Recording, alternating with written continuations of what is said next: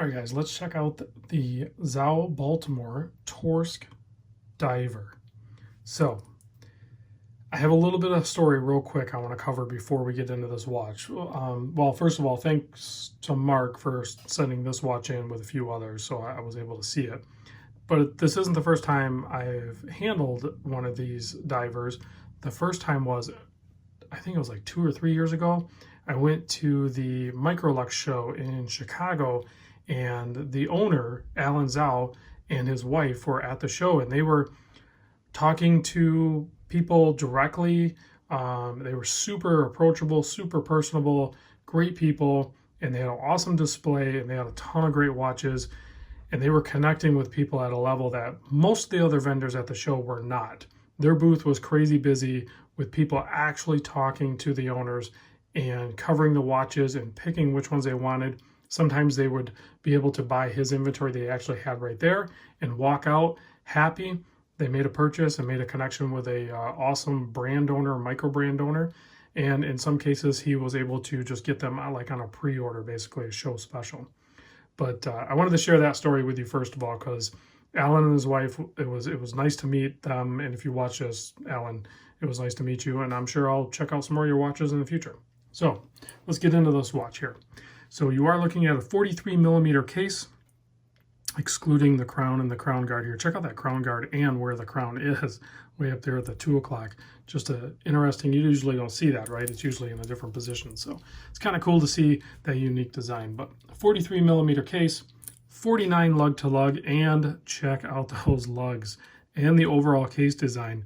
It's like there's a mid case that incorporates the lugs, and you can kind of see that line. And then there's like this lower case that's kind of jammed up in there. And then of course you have the bezel up top and then the case back.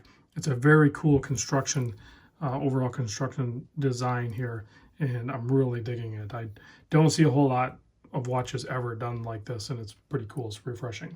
So 49 lug to lug, about 13.5 thick, 22 millimeter lug width, bracelet non-tapering 22, fully milled out clasp.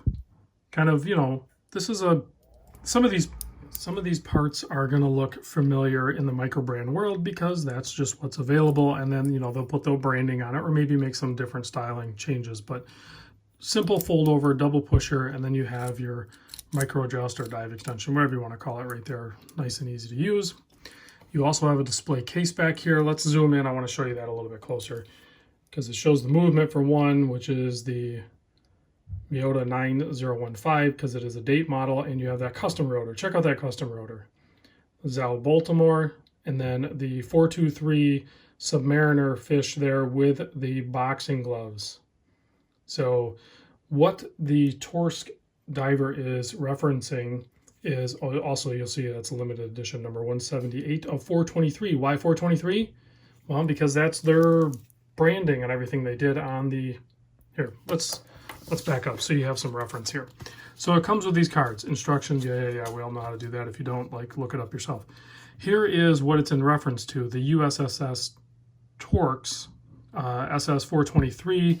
That was their logo. And in Baltimore, there's a historical ship society. They actually put a small portion of the watch sale to that effort.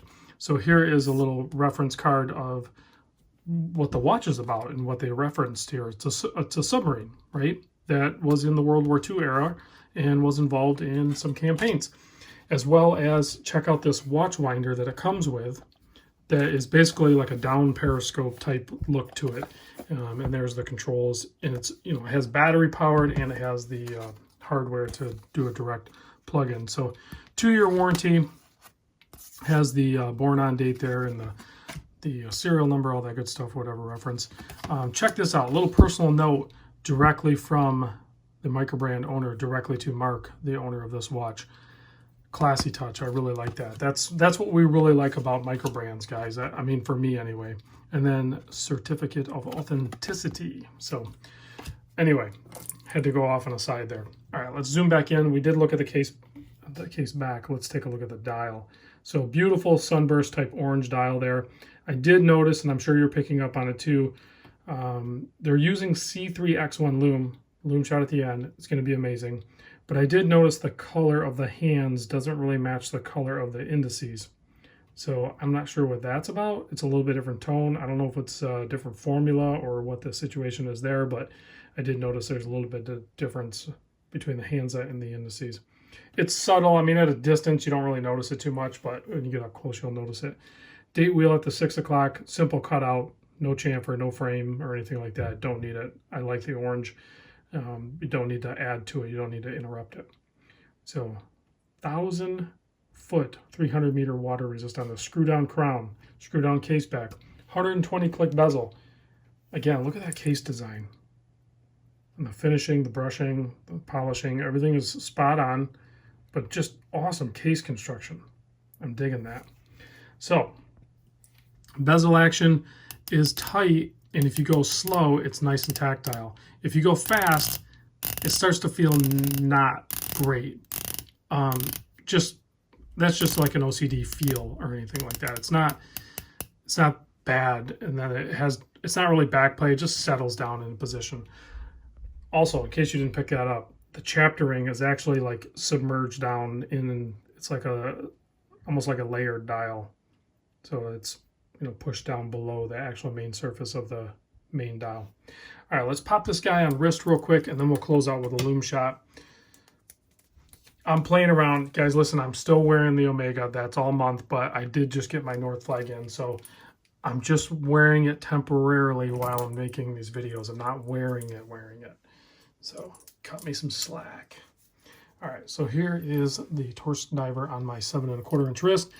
Again, you guys, I like 42 by 50 watches, not a problem. This one's 43 by 49, so it's still well within that parameters. This thing wears great on my 7 1/4 inch wrist, and quite frankly, it'll wear on a much smaller wrist. At 49 is plenty short enough, and it has kind of stubby-ish lugs. So feels great. It has a little bit of heft to it. I would like to have seen like maybe a tapering bracelet or something. When you're dealing with 22, it's nice if it at least tapers down to 20, but not a deal breaker. Looks like that crown might be loomed as well with the T. It's upside down, but T. So let's kill the lights. Let's look at the C3X1 on this, because it usually is a great performing loom. Oh yeah, no problems there. The bezel is actually, I believe, sapphire. It's like a domed up sapphire bezel insert as well.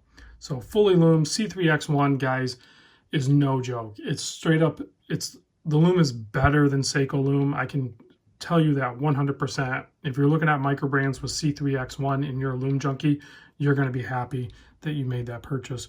C3X1 is a beast, both in intensity and its longevity. And yes, the crown is loomed as well. So it's not going to focus, but it's loomed. You can see that. All right, guys, thanks for watching. I'll catch you on the next vid.